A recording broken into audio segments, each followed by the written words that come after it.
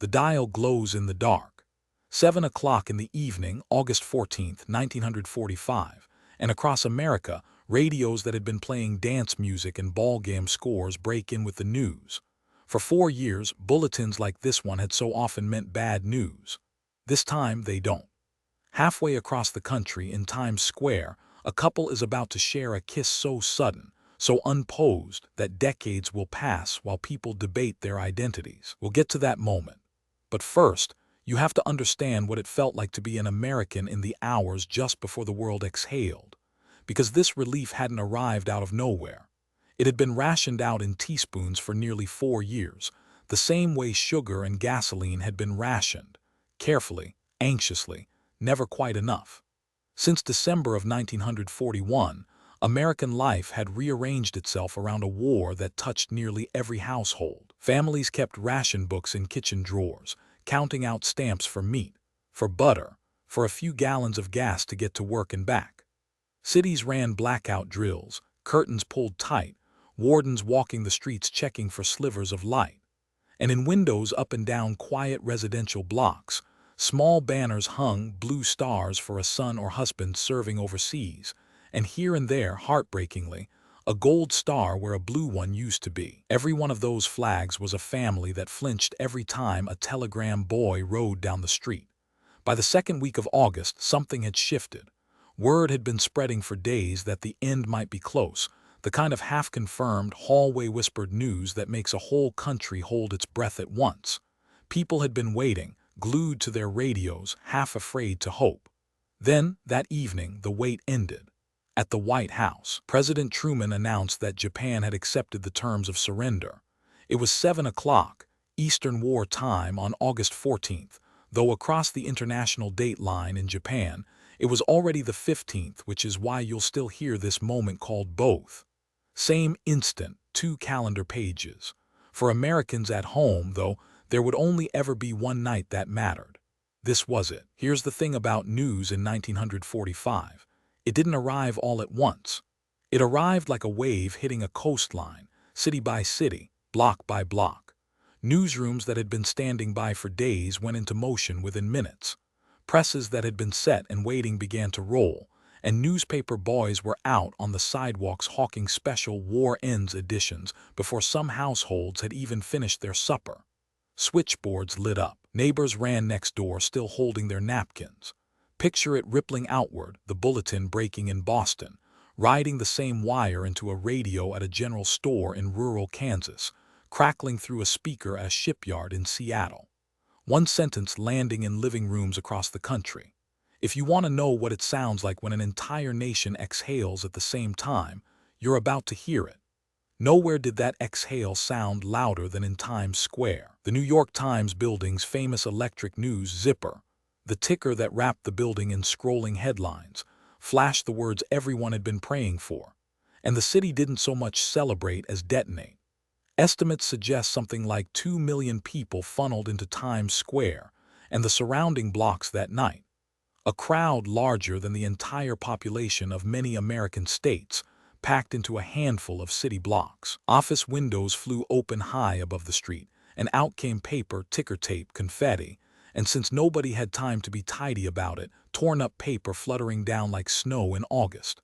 Strangers grabbed strangers. Horns blared. Church bells rang out over the noise, and out in the harbor, ship horns bellowed their own deep, joyful chorus. It was chaos, but the best kind anyone had felt in years. Somewhere in that swirling, deafening crowd, a photographer named Alfred Eisenstein raised his camera and caught a single instant, a sailor in uniform, bending a woman in a white dress backward into a kiss. He had no idea in that moment that he'd just taken one of the most famous photographs of the century. Hold that image in your mind. We're coming back to it, because Times Square wasn't the whole story, not even close.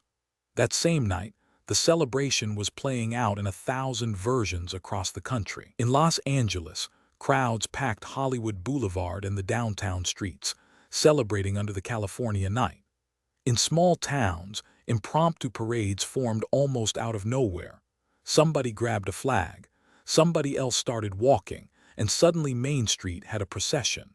Church bells that had rung so many solemn notes over the preceding years now rang pure celebration. And here's a detail worth sitting with. The very same factory whistles and air raid sirens that had spent 4 years signaling shift changes and blackout drills and danger were now shrieking with the opposite meaning entirely. The same sound, the same steel throat, now meaning joy instead of alarm.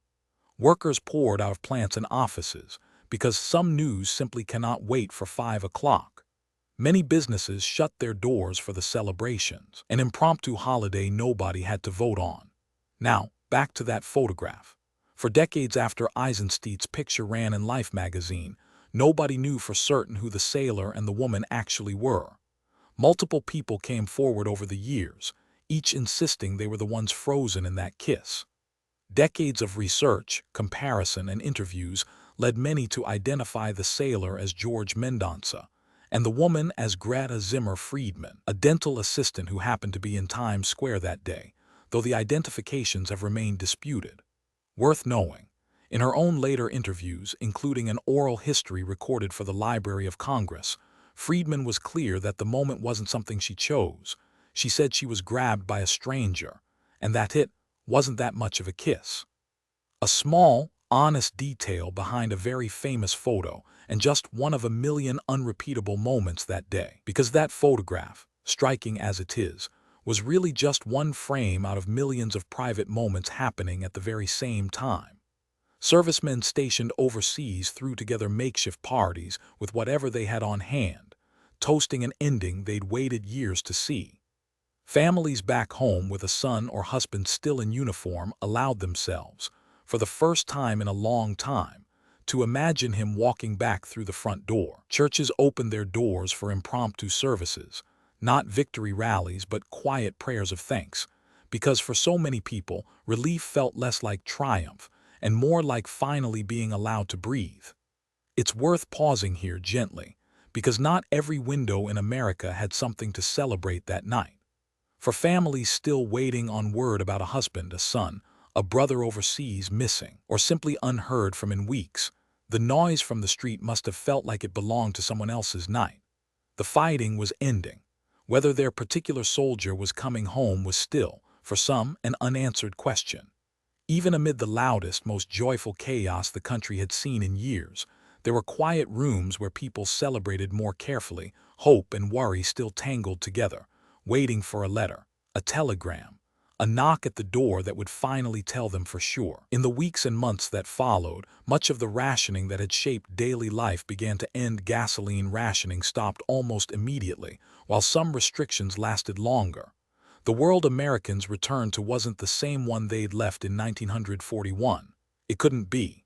But that night, August 14th, 1945, was the hinge point. The night the waiting ended. The night ticker tape fell like snow. Church bells rang for joy instead of warning, and a stranger's kiss in a crowded square became, without either of them ever intending it, a symbol of an entire country's relief. Not because it was romantic, and not because it was the only moment that mattered, but because it was human and unscripted, like the countless embraces happening around it. 81 years later, we still tell this story because it reminds us what it feels like when a whole nation, all at once, finally gets to put the weight down.